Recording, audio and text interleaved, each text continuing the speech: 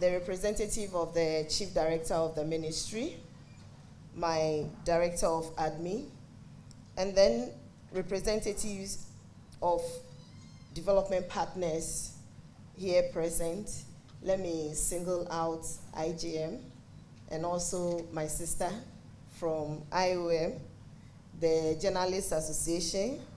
I will not leave you out. Various speakers here, heads of departments and agencies, our law enforcement friends, and representatives from NGOs, CSOs, the media, ladies and gentlemen. I bring you warm greetings from the President of the Republic of Ghana, His Excellency John Dramani Mahama. I am pleased to be here with you this morning for the media launch towards the commemoration of the World Day Against Human Trafficking on the theme, Human Trafficking Can End. The time is now. Blow the whistle on sports trafficking. This year's theme is especially relevant globally and in Ghana. As the world prepares for major international sporting events, including the upcoming FIFA World Cup, greater attention is being paid to the risk of sports trafficking and the exploitation of young athletes and sporting talent. Sports is meant to inspire hope, discipline, opportunity, and national pride. Across the world, millions of young people see sports as a pathway to education, professional success, economic advancement, and a better future. In Ghana, particularly, sports, especially football and athletics, continue to represent aspirations and opportunities for many young people and their families. Unfortunately, traffickers and exploiters are increasingly taking advantage of these dreams. Across many countries, criminal networks and unscrupulous individuals use false promises of sports contracts, scholarships, overseas trials, and recruitment opportunities to lure vulnerable young people into situations of exploitation, abuse, forced labor, irregular migration, and trafficking. This form of trafficking often hides behind legitimacy and ambition.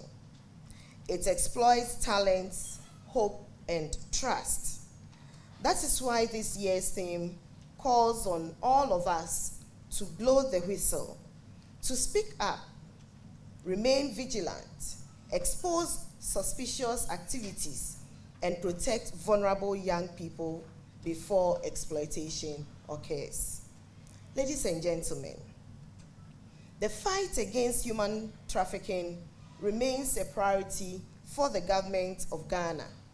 Over the years, Ghana has strengthened its legal and institutional response through the Human Trafficking Act, Act 2005, Act 694, as amended by the Human Trafficking Amendment Act 2009, Act 784, alongside related provisions within our criminal justice, child protection, and cybercrime frameworks.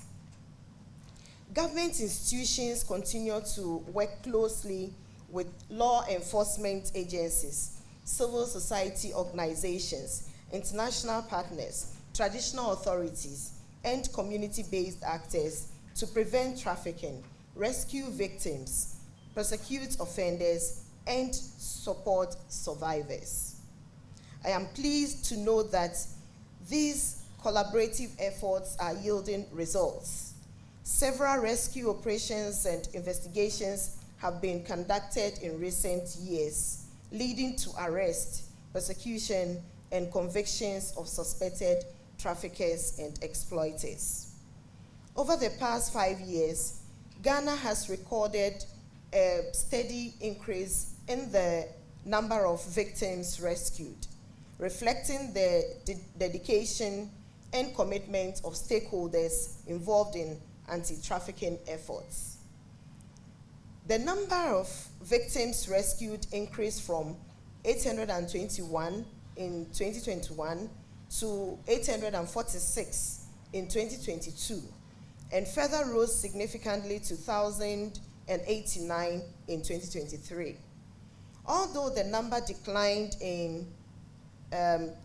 to 794 in 2024, the trend rebounded sharply in 2025 with an unprecedented 2,331 victims rescued.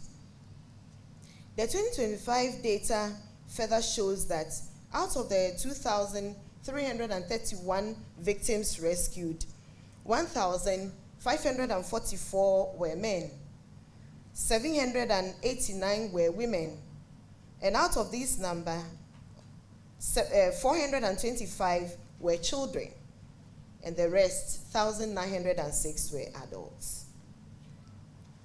These figures tell an important story. They are not just numbers. They demonstrate improved collaboration among institutions, increased public awareness, strengthened enforcement operations, enhanced detection systems, and greater institutional capacity to identify and rescue victims. The sharp increase in 2025 also reflects intensified action against emerging forms of trafficking, particularly cyber-related trafficking, online exploitation, and romance scam networks. Importantly, these efforts are not only resulting in rescues, but also in prosecution and convictions. Following investigations and rescue operations, about 106 offenders were prosecuted and convicted for cybercrime, trafficking, and exploitation-related offenses, including defrauding by false pretense. Additionally, 54 offenders were convicted for human trafficking and child labor-related offenses after 2,022 cases were investigated in 2025. These outcomes send a strong message that Ghana will not tolerate the exploitation of its people, especially women and children, for criminal gains. Distinguished invited guests, as we intensify enforcement, we must also remember that victims require protection, dignity, care, and opportunities for recovery and reintegration. Ghana continues to strengthen victim support services through shelter support, psychosocial care, counseling, family tracing, reintegration assistance, and referrals to relevant social protection services. I also wish to highlight the important role of the Social Welfare and Community Support Call Center, what we call SWES, which continues to serve as an important reporting and response mechanism for vulnerable persons, including victims of abuse, exploitation, and trafficking. Such systems are critical in ensuring that victims and communities have safe and accessible channels to seek help and report suspicious activities. The fight against trafficking requires sustained partnerships, vigilance, and collective actions. Government alone cannot combat this menace without the support of communities, families, civil society organizations, traditional religious leaders, and development partners, most importantly, the media. As we launch this year's activities, I urge all citizens to remain alert, report suspicious activities, protect vulnerable young people, and support efforts aimed at preventing exploitations in our communities. Sports institutions must also strengthen accountability and ethical recruitment standards, while the media must continue to expose hidden exploitation and amplify public awareness. Parents must ask questions, communities must remain alert. Young people must be educated on the dangers of deceptive opportunities. The fight against trafficking cannot be won by government alone, I emphasize. It requires sustained partnership and collective action. I therefore wish to commend our development partners, civil society organizations, security agencies, international organizations, religious and traditional leaders, community volunteers, the media, and all stakeholders for their collaborations, commitment, and continued support to Ghana's anti-trafficking efforts. I applaud you. I salute you all. Human trafficking can end, and it should end. This is the time to blow the whistle. This is the time to protect young people. And this is the time to stand together against exploitation in all its forms. Ladies and gentlemen, as Ghana joins the rest of the world on 30th July to commemorate the 2026 World Day Against Human Trafficking, I wish to call on all citizens to play an active role in fighting against trafficking in persons. Human trafficking thrives when communities remain silent, when suspicious activities are ignored, and when vulnerable persons are left unprotected.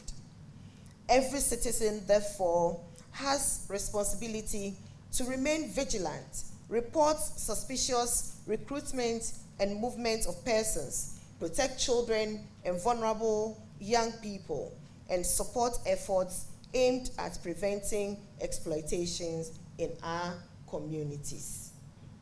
We must all become ambassadors against trafficking. I also wish to make a special appeal again to the media. The media remains one of our strongest partners in shaping public awareness and national action. Your platforms have the power to educate, influence behavior, expose criminal network, amplify survivor voices, and sustain national attention on this important issue. We therefore encourage the media to continue highlighting the dangers of trafficking, particularly emerging trends in sports trafficking, cyber-enabled exploitation, and deceptive migration schemes targeting young people. As we intensify this campaign, let us continue to use traditional and new forms of media, community engagement, and digital platforms to promote prevention, vigilance, and protection across every region in Ghana. We request our partners to continue working closely with the ministry to organize regional commemorations this year in order to deepen awareness and community engagement across the country. We also encourage all stakeholders and citizens to continue sharing your messages, advocacy materials, and campaign content with us to enable the Ministry of Gender, Children, and Social Protection to sustain and amplify the ongoing social media campaign. On this note, it's my singular honor to officially launch the activities towards the commemoration of the 2026 World Day Against Trafficking in Persons. Together, we can protect vulnerable people, safeguard the future of our young people, and end human trafficking. God bless our homeland, Ghana, and make our nation great and strong. I thank you for your attention.